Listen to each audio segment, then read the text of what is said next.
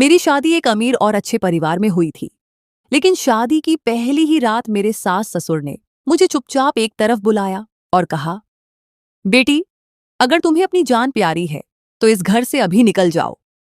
उस पल मैं डर गई थी, लेकिन अपने पति की खुशी के सामने मैंने उस बात को नजरअंदाज कर दिया। मुझे लगा था कि प्यार हर डर और हर सच को बदल देता है। कुछ दिनों बाद मैंने ये बात अपने पति को बता दी। अगली सुबह जब मेरी आंख खुली तो पूरा घर अजीब सी खामोशी में डूबा था। मेरे सास ससुर कहीं नजर नहीं आए। पति ने बस इतना कहा, वे अब यहां नहीं हैं। उसकी आंखों में एक ऐसा सच छुपा था जो वह बोल नहीं रहा था। दिल तेजी से धड़कने लगा। मैं उनके कमरे की तरफ बढ़ी और जैसे ही दरवाजा खोला, मेरी रूह तक कांप गई, क्योंकि अंदर तो मेरा नाम अनुपमा है। घर की अत्यंत नाजुक स्थिति से तंग आकर मुझे नौकरी की बहुत ज्यादा जरूरत महसूस हुई, क्योंकि मेरी शिक्षा बहुत ही उच्च स्तर की थी और इस आधार पर मुझे किसी भी प्रतिष्ठित कंपनी में शानदार नौकरी मिल सकती थी। मुझे हमेशा से ही विद्या प्राप्त करने और पढ़ाई का कभी न खत्म होने वाला शौक था, और इस शौक को मैंने अपनी कड़ी मेहनत से पूरा भी कर लिया था। हम एक निर्धन परिवार से संबंध रखते थे, जहां परिवार का कोई भी सदस्य उतना शिक्षित नहीं था जितना मेरे पिताजी ने मुझे बनाया और शिक्षा दी। इसकी सबसे बड़ी वजह मेरे पिताजी की प्रगतिशील सोच थी। वे कभी भी यह पिछड़ा विचार नहीं रखते थे कि लड़कियों की पढ़ाई बिल्कुल न करवाई जाए, बल्कि वे हमेशा इस बात पर जोर देते और समर्थन करते कि लड़कियों को भी बेटों की तरह शिक्षा जरूर दिलवाई जाए। यही उनकी आधुनिक सोच और शिक्षा के प्रति प्रोत्साहन मेरे लिए जीवन भर की सबसे कीमती पूंजी साबित हुई, क्योंकि उन्होंने मुझे कभी भी पढ़ाई के सफर में नहीं रोका या कोई बाधा नहीं डाली। जबकि हमारे तमाम रिश्तेदार लगातार यह बोलते रहते थे कि लड़की को इतना पढ़ाकर अंततः क्या हासिल होगा, ये तो फालतू की बात है, अपना पैसा बिल्कुल बेकार बर्बाद कर रहे हो। एक ना एक दिन तो बेटी का कन्यादान करके उसे अगले घर भेजना ही है। ऐसे में उस पर इतना ज्यादा खर्च करने की असल में क्या जरूरत है। मेरी मौसी तो मेरे पिताजी को हमेशा से यही सलाह देती रहती थी कि वे मेरा विवाह जल्द से जल्द तय कर दें और संपन्न कर दें। लेकिन मेरा तो अभी विवाह का कोई भी इरादा या विचार बिल्कुल न था, और उससे पहले मुझे अपने पैरों पर पूरी तरह से खड़ा होना और आत्मनिर्भर बनना था। उसके बाद ही मैं विवाह जैसे महत्वपूर्ण मामले पर विचार कर सकती थी। हमारे घर में केवल 2 भाई बहन थे, और मुझसे काफी साल छोटा मेरा एक छोटा भाई था जो नियमित रूप से स्कूल जाता था। ऐसे हालात में मेरे पिताजी घर में अकेले कमाने वाले थे, जबकि मैं उनका मजबूत सहारा और हाथ बटाने वाली बनना चाहती थी। मेरा भाई अभी बिल्कुल छोटा था, इसलिए वह पिताजी के कामकाज में कोई हाथ बटा ही नहीं सकता था। इसलिए मैंने पक्का संकल्प किया था कि जब तक मेरा भाई आत्मनिर्भर और बड़ा न हो जाए, तब तक मैं जरूर अपने पिताजी का हाथ बटाऊंगी और घर चलाने में उनकी भरपूर मदद करूंगी, क्योंकि मेरे पिताजी ने हमेशा से हमारे लिए अविस्मरणीय मेहनत की थी। उनकी यह मेहनत किसी से छिपी न थी। वे न दिन को आराम करते न रात को, और हम भाई बहनों के लिए बेहद तकलीफें बर्दाश्त करते थे। उन्होंने बहुत ही कड़ी मेहनत मजदूरी से धर्म और सत्य की रोजी रोटी कमाकर हम दोनों को बहुत प्यार से पाला था।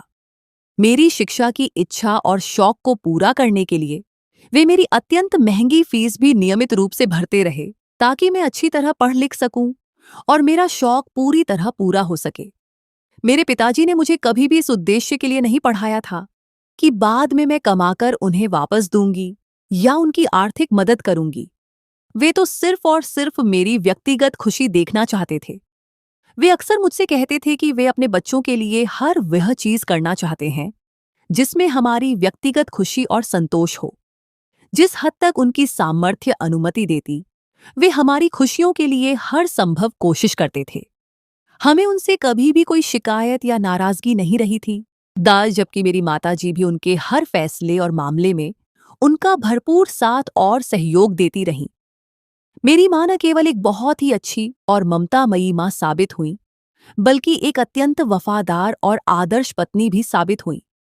वे मेरे पिताजी के हर कदम पर उनकी साथी और समर्थक थीं। हर किस्म की मुश्किल और आसानी को उन्होंने मिलकर ही बिताया था। यही बुनियादी वजह थी कि उन दोनों के बीच गहरा और सच्चा प्रेम मौजूद था। जब मेरी माँ मुझसे उनके प्रेम और रिश्ते की बातें करती, तो मैं मन ही मन सोचती कि काश मेरा अपना जीवन साथी भी वैसा ही मिले, जैसे मेरे पिताजी रिश्तों को निभाना और संभालना जानते थे। उन्हें बिल्कुल पता था कि घर का हर सदस्य उन पर कितना अधिकार रखता है और उस अधिकार को किस खूबसूरत तरीके से निभाना है। हम अपनी छोटी मोटी और साधारण जिंदगी में हमेशा बहुत ही खुश और संतुष्ट रहा करते थे। मगर फिर जिंदगी में ऐसा एक भीषण तूफान आया जिसने हमारी पूरी जिंदगी, तमाम खुशियां और सब कुछ तहस नहस और उलट पुलट कर दिया था। मेरी पूरी पढ़ाई जो कि खुशी खुशी पूरी हो चुकी थी, ऐसे में मेरे पिताजी ने अंततः मेरे विवाह का अंतिम फैसला कर लिया था और मैंने भी उनकी इस बात और इच्छा पर कोई विरोध नहीं किया था। उनका स्पष्ट कहना था कि वे चाहते हैं कि उनकी प्यारी बेटी जल्द से जल्द अपना अलग घर और अपनी जगह बना ले। अपने पिताजी की इस खुशी और संतोष के लिए मैंने हाँ में हाँ मिलाई थी। हालांकि मन में काम करके उनका हाथ बटाने की इच्छा थी, मगर उनका आग्रह था कि अगर मैं वास्तव में उनकी मदद करना चाहती हूं, तो विवाह करके उन्हें अपना कर्तव्य निभाने का अवसर दूं। पिताजी की तसल्ली और उनकी आंखों की चमक देखकर मैंने हामी भर दी, क्योंकि उन्होंने मेरी पूरी जिंदगी मेरी खुशी का ख्याल रखा था। ऐसे में उनकी बात टालना मेरे लिए असंभव था। मेरी मौसी ने ही अपने बेटे के लिए मेरा रिश्ता मांगा था और मेरे पिताजी ने तुरंत हाँ कर दी थी। मुझे मौसी से कोई खास उम्मीद या अपेक्षा तो बिल्कुल न थी, मगर चूंकि ये मेरे पिताजी का अपना निर्णय था, तो मैं पूरी तरह से खामोश रही। विवाह की तमाम तैयारियां पूरी हो चुकी थीं। मेरे पिताजी ने मेरे लिए हर वह चीज और आभूषण खरीदे जो कोई भी पिता अपनी बेटी को विवाह पर देने का सोचता है और पूरी कोशिश करता है। विवाह की अंतिम तिथि भी तय हो चुकी थी, मगर दुर्भाग्य से विवाह के ठीक एक सप्ताह पहले ही मेरे पिताजी की एक भीषण दुर्घटना हो गई, जिसमें वे बहुत बुरी तरह घायल हो गए थे। वे तुरंत अस्पताल पहुंचाए गए और उनकी दोनों टांगें अत्यंत खराब स्थिति में थीं। उपचार के लिए बहुत बड़ी और भारी धनराशि की तुरंत आवश्यकता थी, जबकि हमारे पास उतनी रकम मौजूद न थी और न ही कोई साधन था। ऐसे नाजुक हालात में मैंने अपने तमाम कीमती सामान, आभूषण और गहने तुरंत बेच दिए, जो मेरे पिताजी ने बड़े प्यार, ममता और त्याग से मेरे लिए जमा किए और खरीदे थे। मेरे लिए तो सबसे पहले और जरूरी मेरे पिताजी का कीमती जीवन था और उसके लिए मैं किसी भी कीमत या बलिदान के लिए तैयार थी। इसीलिए कीमती जेवर बेचकर उनका उपचार तुरंत शुरू कर दिया। पिताजी बीमारी के बिस्तर पर थे, जबकि उनका आग्रह अब भी यही था कि वे अपने जीवन में अपनी बेटी का कर्तव्य पूरा करना चाहते हैं। उन्होंने मेरी मौसी से बिल्कुल वही कहा कि वे अपने बेटे से मेरा फेरा / गठबंधन करवाकर मुझे अपने घर ले जाए। मगर जब मौसी को पता चला कि मैंने सारा कीमती सामान और आभूषण पिताजी के उपचार के लिए बेच दिए हैं, तो उन्होंने विवाह से साफ मना कर दिया और इनकार कर दिया। उनका खुला कहना था कि वे अब अपने बेटे का विवाह नहीं करना चाहती। मैं तो पहले ही जानती थी कि उनके इनकार की असल वजह क्या है। उन्हें मुझ में व्यक्तिगत रुचि कभी न थी। उन्हें बस पैसा और वह तमाम चीजें चाहिए थीं जो मेरे पिताजी मुझे विवाह के अवसर पर देने वाले थे। और जब उनको मालूम हुआ कि वे तमाम चीजें मैंने उपचार के लिए बेच दी हैं, तो अब विवाह का कोई औचित्य या कारण बाकी न रह गया था। शुरू के दिनों में तो मौसी मेरे पिताजी को विभिन्न बहानों से टालती रहीं कि वे अभी विवाह नहीं कर सकते, मगर फिर धीरे धीरे समय बीतने के साथ उन्होंने अपना असली चेहरा और हकीकत दिखा दी थी और अंततः अपने बेटे का विवाह किसी और धनी और मालदार घराने में कर दिया था। ऐसे में हमारे घर के हालात दिन ब दिन और भी ज्यादा खराब और नाजुक होने लगे थे और पिताजी के उपचार के लिए पैसों की अत्यंत आवश्यकता थी। अब मेरे लिए नौकरी करना अनिवार्य हो गया था। इसकी सख्त जरूरत भी थी और मेरे पास नौकरी करने का ठोस कारण भी मौजूद था। इसलिए मैंने तुरंत नौकरी की तलाश शुरू कर दी और सौभाग्य से नौकरी मिलने में मुझे ज्यादा समय नहीं लगा, बल्कि किसी बहुत अच्छी और प्रतिष्ठित कंपनी में मुझे उच्च पद पर नौकरी मिल गई थी। मुझे बहुत अच्छी और उचित तनख्वाह मिलती थी, जिससे हमारे घर के तमाम दैनिक खर्चे आसानी से पूरे हो जाते थे और पिताजी का उपचार भी बिना किसी बाधा के जारी रह सकता था। मैं 2 साल से निरंतर उस कार्यालय में नौकरी कर रही थी और अपना हर काम पूरी ईमानदारी, लगन और मेहनत से करती थी। तभी मेरे किसी भी काम में कभी भी कोई छोटी मोटी गलती या कमी नहीं हुई थी। मेरे प्रबंधक और बॉस मेरे काम और प्रदर्शन से अत्यंत संतुष्ट और खुश थे। और फिर एक दिन उन्होंने ऐसी बात कही जिसने मुझे पूरी तरह स्तब्ध, स्टन्ड और परेशान कर दिया था।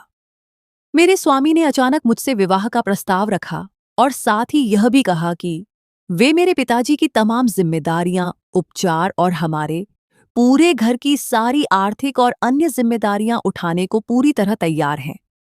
मुझे यह सुनकर और क्या चाहिए था। यह तमाम बातें सुनते ही मैं तो तुरंत राजी हो गई और विवाह के लिए बिना सोचे हाँ कर दी। मैंने अपनी माताजी से भी इस बारे में विस्तार से परामर्श किया, तो उन्होंने भी यही कहा कि मैं विवाह के लिए जरूर हाँ कर दूं, क्योंकि मेरी वर्तमान तनख्वाह में हमारे घर के सारे खर्चे बहुत मुश्किल और तंगी से पूरे हो रहे थे। ऐसे में कोई दूसरी नौकरी हासिल करना संभव न था, क्योंकि एक साथ 2 नौकरियां करना कोई आसान काम बिल्कुल न था।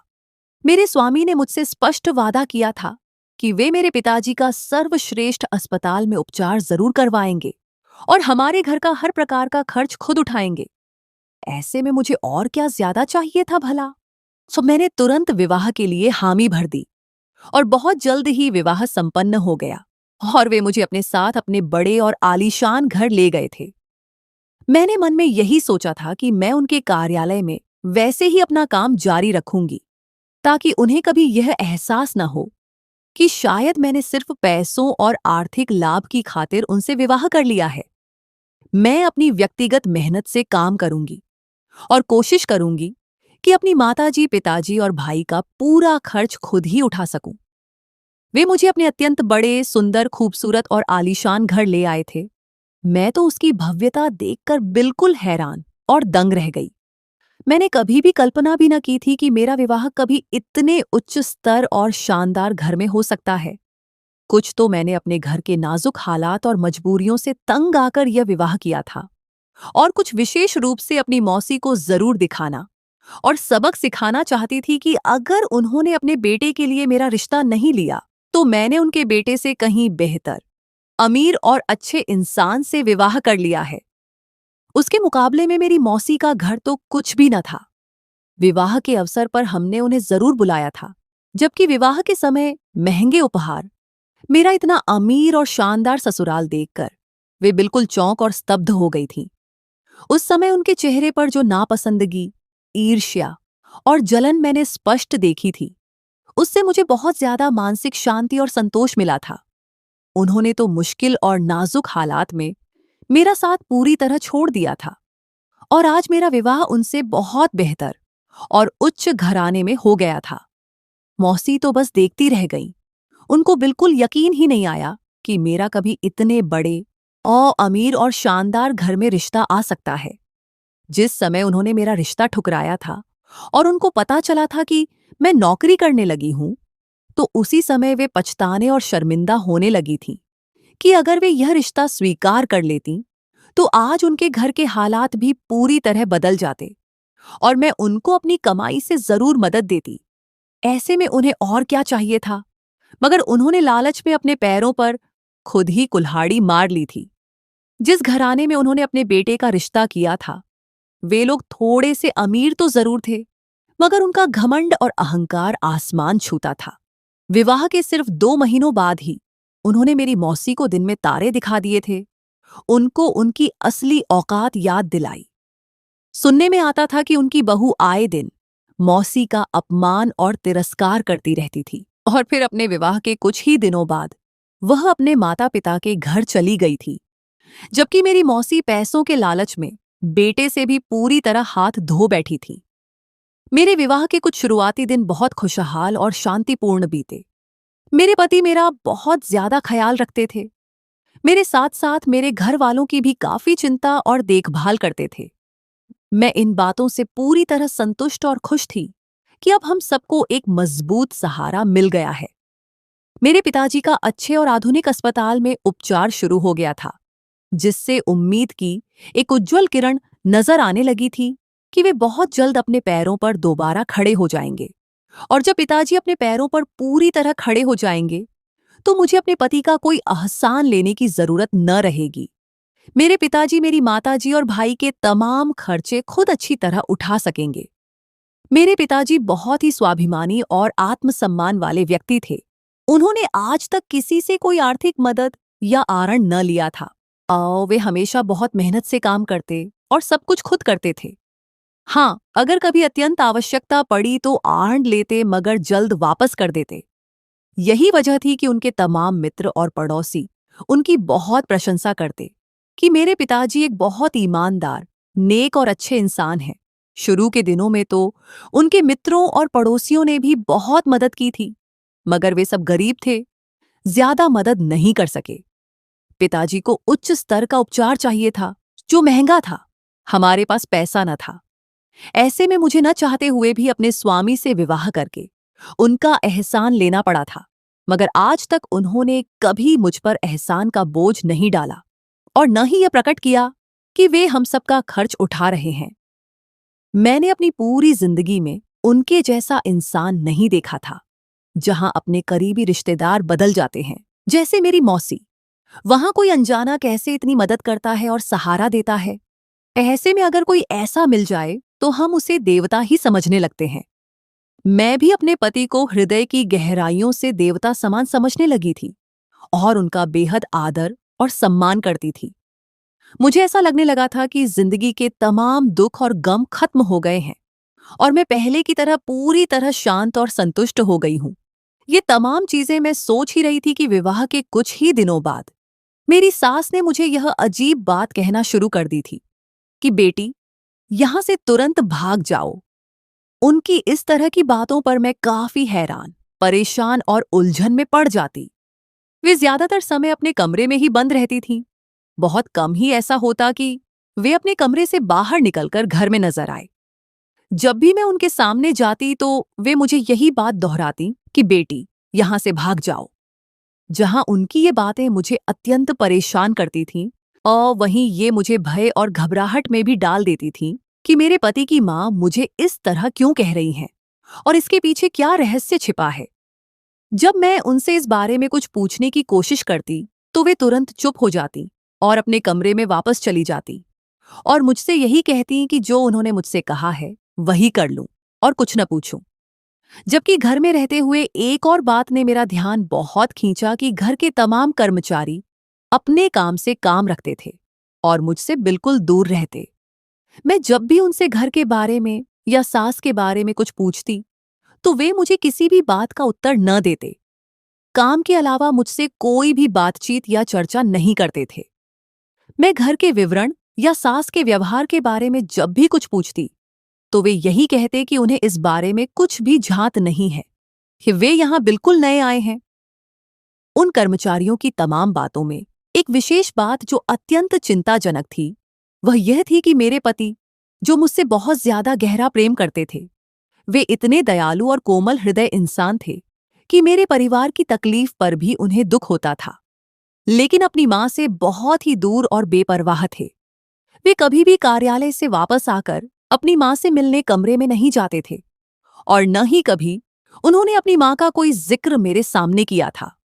ऐसा लगता था जैसे वे बिल्कुल भी इस बात से अवगत नहीं हैं कि उनकी मां इसी घर में मौजूद है। न वे दोनों कभी एक दूसरे से मिलते थे और न ही कोई बातचीत करते थे। ऐसा कैसे संभव था कि एक ही बड़े घर में सिर्फ मां बेटा हों और दोनों एक दूसरे से इतनी बड़ी दूरी पर हों? यह बात मेरे लिए काफी हैरान करने वाली और परेशान करने वाली थी। कोई बेटा अपनी मां के साथ इतनी बेरुखी, बेदिली और उपेक्षा से कैसे पेश आ सकता है, और वह भी उस जैसा इंसान जिसके अंदर इंसानियत का सच्चा जज्बा मौजूद हो और जो दयालु है कि उसे दूसरे लोगों की तकलीफ और दर्द पर भी गहरा दुख होता है। वह कैसे अपनी ही मां को इस तरह नजरअंदाज और भुला सकता था? सारी इन अजीबोगरीब चीजों को देखने और अवलोकन के बाद मैंने भी अपने पति से इस बारे में कोई सीधी बात नहीं की थी। मुझे गहरा डर लगता था कि कहीं मेरी कोई बात उन्हें बुरी ना लग जाए और वे मुझसे नाराज या रुष्ट ना हो जाएं, जबकि मैं उन्हें बिल्कुल भी नाराज या दुखी नहीं करना चाहती थी। उनके मुंह पर और मेरे परिवार पर अनगिनत एहसान थे। ऐसे में मैं किसी भी मामले में हस्तक्षेप या टोकने का साहस न करती और अपने काम और जिम्मेदारियों से ही नाता रखती थी। वैसे भी यह तो उनका और उनकी मां का निजी मामला था। मैंने यही सोचा और संकल्प किया था कि मैं धीरे धीरे समय बीतने के साथ साथ उचित अवसर देखकर इस बारे में बात करूंगी कि आखिर इन सब के पीछे क्या छिपी हुई वजह और रहस्य है। मगर दिन ब दिन मेरी सास मुझे कुछ नई और अजीब बात कह देती थी, कुछ ऐसा जिससे मेरी परेशानी और उलझन बढ़ जाती। उनकी बातों के साथ साथ मेरी बहुत सारी कीमती और विशेष चीजें भी मेरे निजी कमरे से गायब होने लग गई थीं। अब तो मुझे ऐसा गहरा संदेह होने लगा था कि शायद इस घर में वास्तव में कोई अलौकिक चीज या छाया मौजूद है। शायद यही वजह थी कि मेरी सास मुझे लगातार यह कहती रहती थी कि मैं तुरंत इस घर से भाग जाऊं। पहले तो मुझे सिर्फ मानसिक परेशानी होती थी, मगर अब मुझे वास्तविक डर भी महसूस होने लगा था कि क्या इस घर में वास्तव में कोई साया या अतृप्त आत्मा है। ऐसा कैसे संभव था कि मेरी चीजें मेरे कमरे से गायब हो जाती, जबकि उस कमरे की सफाई और व्यवस्था में मैं खुद ही हाथ डालती थी और कोई भी कर्मचारी मेरे कमरे में बिना अनुमति के प्रवेश नहीं करता था। वैसे भी कर्मचारी इतनी बड़ी और खतरनाक हरकत कभी नहीं करते, क्योंकि गुम होने वाली चीजें कोई साधारण या सस्ता सामान नहीं थी। एक दो चीजें गुम होने पर तो मैंने खामोशी से सहन किया, मगर जब यह सिलसिला निरंतर जारी रहा तो मैंने घर के तमाम कर्मचारियों को एक जगह इकट्ठा करके कड़ी पूछताछ की, मगर मुझे कुछ भी हासिल नहीं हुआ और न कोई उत्तर मिला। मेरी सास मेरे पति के कार्यालय जाने के बाद तुरंत ही अपने कमरे से निकल आती और मुझे लगातार यही दोहराती कि अगर तुम अपनी पूरी कुशलता और भलाई चाहती हो तो इस घर से तुरंत भाग जाओ, वही तुम्हारे लिए बहुत बेहतर होगा। वे यह भी कहती कि यहां रहकर तुम अपने आप को पूरी तरह बर्बाद और तबाह कर लोगी। इस घर से जल्द पीछा छुड़ा लो और भाग जाओ। कुछ दिनों तक तो मैं ये तमाम बातें और स्थितियां सहन करती रही, मगर चूंकि ये सारी चीजें मुझे दिन ब दिन बहुत ज्यादा मानसिक और भावनात्मक रूप से परेशान करने लगी थी, ऐसे में इनका कोई ठोस समाधान खोजना अत्यंत आवश्यक हो गया था। मैं अपनी परेशानी को खत्म करना चाहती थी और वह एक ही तरीके से संभव था कि मैं अपने पति से खुलकर बात करूं और इस रहस्य की सच्चाई जान लूं, जबकि मेरी सास से सीधे पूछने पर वे मुझे कुछ भी साफ नहीं बताती थीं। अंततः मैंने अपने पति से बात करने का पक्का फैसला कर लिया और उनके घर वापस आने का इंतजार करने लगी। जैसे ही वे आए, मैंने उचित अवसर देखकर तमाम बात उनसे कह दी, सारी जानकारी दी कि किस तरह कुछ दिनों से उनकी मां की अजीब बातें मुझे अत्यंत परेशान कर रही हैं और इसके पीछे असल क्या वजह है। मैं जानना चाहती थी कि अगर कोई विशेष कारण है तो वे मुझे साफ साफ बता दें, जबकि उनका उत्तर हमेशा यही होता कि ऐसा कुछ बिल्कुल नहीं है और वे थके हुए हैं और अधिक बात नहीं की और सोने के लिए लेट गए। जब मैं सुबह उठी तो मेरी सास पूरे बड़े घर में कहीं भी मौजूद नहीं थी। जब मैंने अपने पति से इस बारे में पूछा तो उनका कहना था कि वे अपने करीबी रिश्तेदारों के घर चली गई हैं और कुछ दिन वहीं रहेंगी।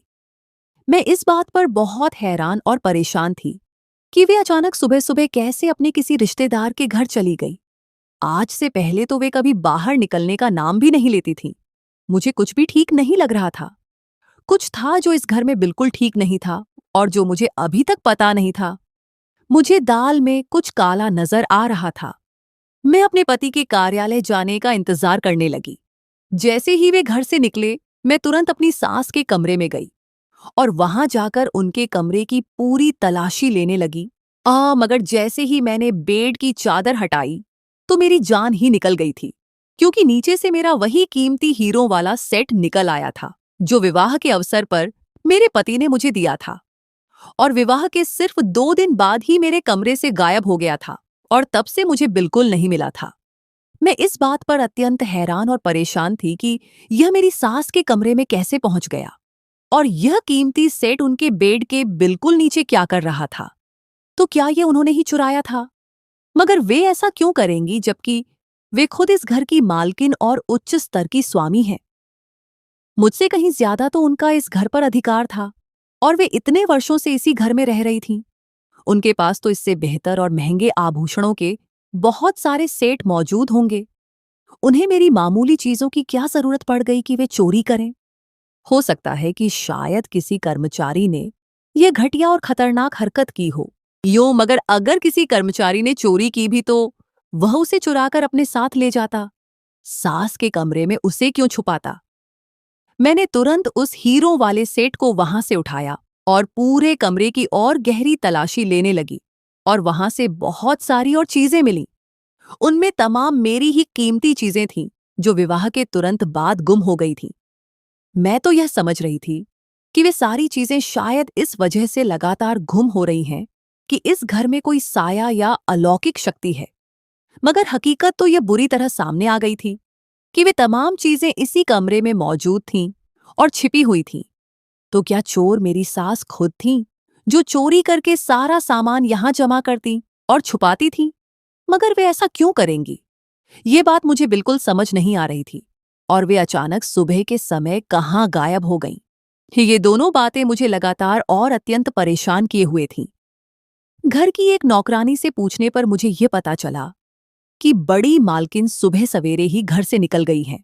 वे कहाँ गई हैं और क्यों गई हैं, ये किसी को जरा भी पता नहीं था। जबकि मेरे पति का यह कहना था कि वे आज अपने करीबी रिश्तेदारों के घर गई हैं। मगर मुझे आज भी वह दिन स्पष्ट याद था जब मैं कार्यालय में काम करती थी, और उस समय मेरी उनसे शादी नहीं हुई थी, न ही कोई इरादा था। तब उन्होंने खुद मुझे बताया था कि उनका कोई भी करीबी रिश्तेदार जीवित नहीं है। फिर अचानक से उनकी मां के करीबी रिश्तेदार कहां से आ गए थे? क्या वे मुझसे झूठ बोल रहे थे, या मेरी सास ठीक कह रही थी कि मैं इस घर से भाग जाऊं? या वास्तव में इसी वजह से मेरे पति ने मेरी सास को इस घर से भेज दिया था ताकि वे मुझे सच्चाई न बता दें? मैं वे तमाम चीजें अपने कमरे में ले आई थी। जो भी हो, अब मैं इस बारे में अपने पति से खुलकर और सीधी बात करना चाहती थी।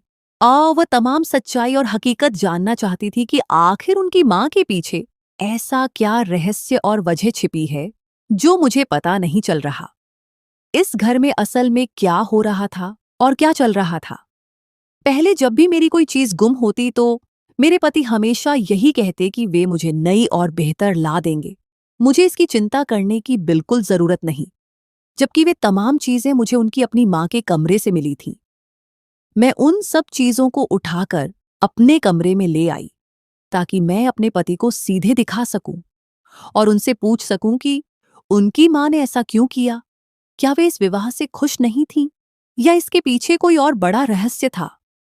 मेरा पति अब घर वापस आने वाला था, और मैं सच जाने बिना इस घर में एक पल भी नहीं रहना चाहती थी।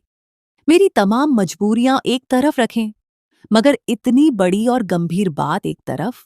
ये कोई साधारण या छोटी बात नहीं थी जिसे मैं नजरअंदाज कर सकती। अगर कोई कर्मचारी इस प्रकार की हरकत करता तो समझ आता, मगर घर की मालकिन ऐसा क्यों कर रही थी? जरूर इसके पीछे भी कोई बहुत बड़ी और गहरी वजह मौजूद थी। मेरा पति सब कुछ अच्छी तरह जानता था, मगर मुझे बताना नहीं चाहता था। मुझे इन सब बुराइयों से दूर रखना चाहता था। जबकि हम किसी इंसान को सच्चाई से जितना छुपाते और दूर रखने की कोशिश करते हैं, वह इंसान उस सच का उतना ही गहरा पीछा करता है और एक न एक दिन सारी हकीकत जानकर ही शांति पाता है। मैं कभी भी डरपोक या कायर नहीं थी। मैंने हमेशा बहादुरी, साहस और हिम्मत से जिंदगी के तमाम हालातों का सामना किया था। कभी भी डरकर पीछे नहीं हटी थी, और आज भी इस रहस्य से पीछे हटने वाली नहीं थी कि अगर इस रहस्य को जानने की कीमत यह भी हो कि मुझे यह घर छोड़ना पड़े, तो मैं यह कीमत भी चुकाने को तैयार थी। मैं जानती थी कि मुझे अपने पति की इस समय सबसे ज्यादा और सख्त जरूरत थी, क्योंकि एक तो उन्होंने मुझे अपने घर में आश्रय दिया था, मुझे सम्मान और स्थान दिया था, लेकिन इसके बावजूद भी इतनी बड़ी सच्चाई को छुपाकर मैं खामोश नहीं रह सकती थी। मुझे अपने पति के घर वापस आने का बेसब्री से इंतजार था। जैसे ही वे आए, मैंने वे तमाम चीजें उनके सामने रख दी और उनसे पूछने लगी कि यह सब क्या है और यह सब कैसे संभव हुआ। वे तमाम चीजें देखकर वे बिल्कुल खामोश हो गए और मैंने कहा कि वे इस बारे में पहले से ही जानते थे कि यह सब उनकी माँ का किया धरा और कारनामा है। मगर उन्होंने मुझे नहीं बताया कि उनकी माँ ऐसा क्यों करती रही। उन्होंने मुझसे सच छुपाया था कि मेरी जो भी कीमती चीज गायब होती थी, उन सबके पीछे उनकी अपनी माँ का हाथ था। जबकि उन्हें इस चीज की क्या जरूरत आन पड़ी थी? वे तो घर की मालकिन थीं। उनके पास तो इससे कहीं महंगी और बेहतर चीजें मौजूद होंगी। तो फिर इन मेरी मामूली चीजों की क्या जरूरत थी? और वैसे भी मेरे पति ने मुझसे इतना बड़ा और स्पष्ट झूठ बोला था कि उनकी माँ अपने करीबी रिश्तेदारों के घर गई है, जबकि उनका तो कोई करीबी रिश्तेदार था ही नहीं। मेरे पति का कहना था कि वे यह सब कुछ मुझे कभी नहीं बताना चाहते थे, मगर अब यह सच्चाई बताना बहुत ज्यादा जरूरी और अनिवार्य हो गया था। अब उन्होंने मुझे पूरा और मुकम्मल सच बता दिया था।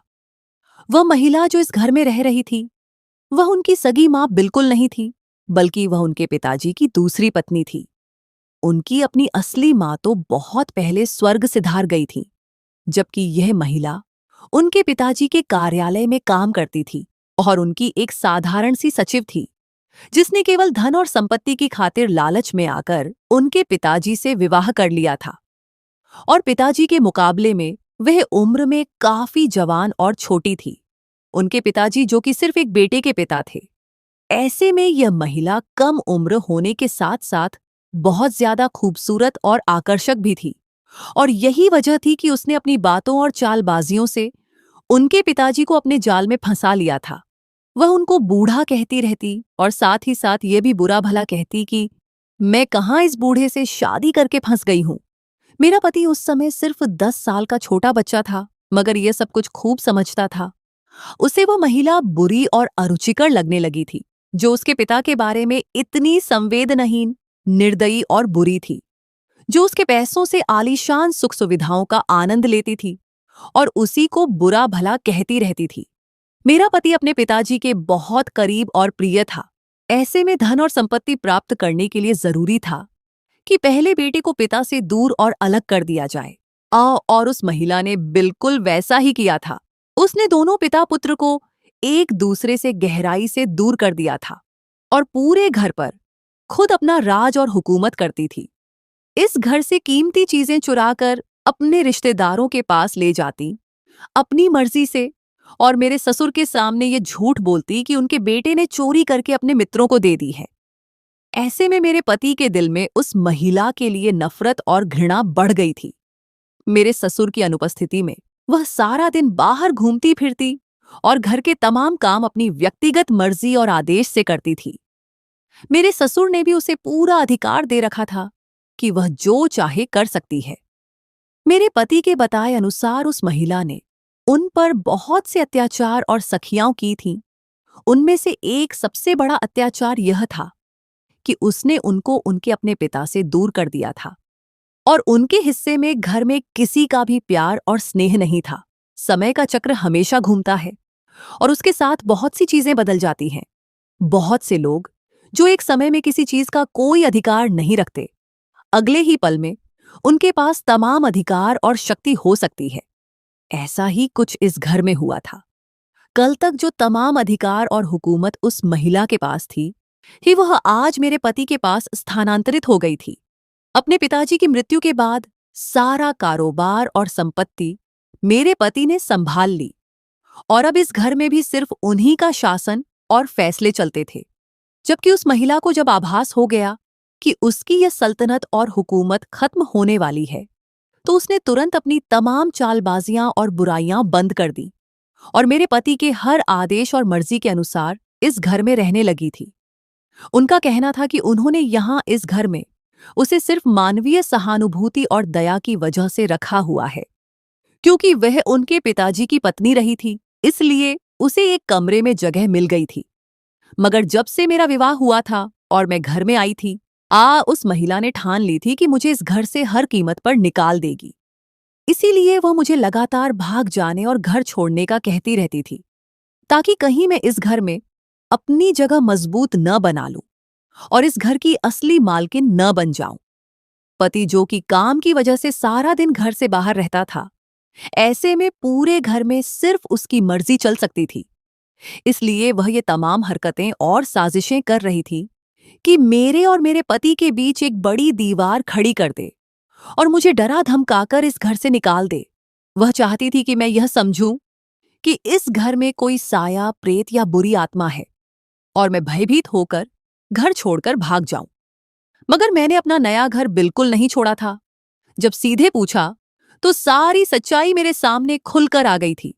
यही वजह थी कि मेरे पति उनको ज्यादा महत्व और ध्यान नहीं देते थे और न ही उनके साथ कोई बातचीत किया करते थे। उनके लिए पर्याप्त था कि उन्हें इस घर में एक कमरे में रहने दिया गया था।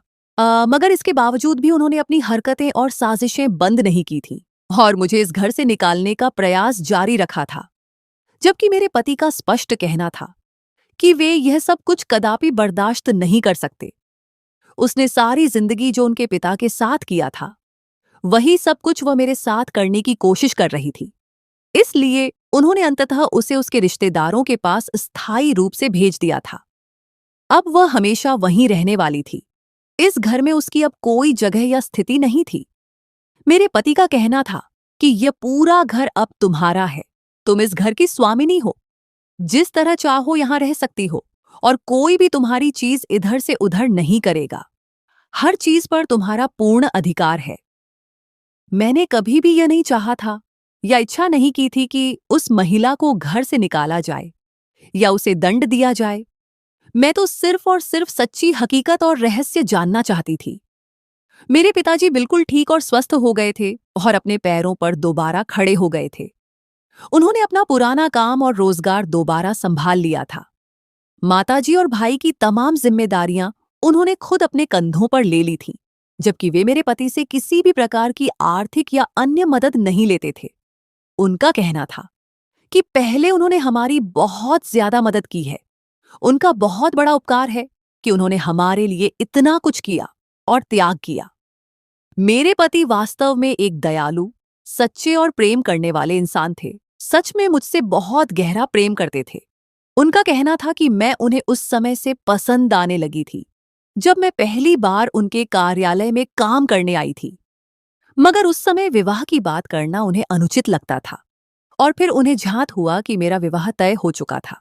हाल इसी वजह से वे खामोश रहे और आगे नहीं बढ़े। मगर जब उनको पता चला कि मेरा विवाह टूट गया था और मुझे सख्त मदद और सहारे की आवश्यकता है, तो उन्होंने पीछे हटना उचित नहीं समझा और आगे बढ़कर मेरा हाथ मजबूती से थाम लिया था। मेरे पति होने के साथ साथ वे मेरे सबसे बड़े उपकारी और मार्गदर्शक भी हैं। मैं उनका हृदय की गहराइयों से आदर, सम्मान और प्रेम करती हूँ। जरूरी बिल्कुल नहीं कि हर बार ही हमें धोखा, कपट और गलत फहमी मिले। न ही ऐसा होता है कि हर बार कोई अमीर इंसान किसी गरीब का शोषण करे या उससे घृणा करे। कभी कभार कुछ लोग शुद्ध प्रेम, सहानुभूति और इंसानियत के आधार पर किसी को अपना बना लेते हैं। कौन अच्छा है और कौन बुरा है, इस बात का कोई संबंध पैसों, संपत्ति या धन से हरगिज नहीं होता। कभी कभार अमीर लोग भी बहुत अच्छे, नेक और सच्चे होते हैं, जबकि कुछ गरीब लोग भी उतने अच्छे और ईमानदार नहीं होते। इंसानों को उनके अंदर छिपी इंसानियत, आय, हृदय और चरित्र से पहचानना और जानना चाहिए, न कि उनके पास मौजूद वैभव से। तो दोस्तों, कैसी लगी आपको आज की हमारी ये शानदार कहानी? मैं उम्मीद करती हूं कि आपको कहानी जरूर पसंद आई होगी। अगर आपको कहानी पसंद आई हो तो वीडियो को लाइक करें और अपने दोस्तों के साथ शेयर भी जरूर करें। और भी इसी तरह की शानदार और मजेदार कहानियां देखने के लिए हमारे चैनल को सब्सक्राइब कर लें और साथ मौजूद घंटी के बटन को भी प्रेस कर दें। मिलेंगे आपसे किसी एक और शानदार सी कहानी के साथ। तब तक के लिए धन्यवाद।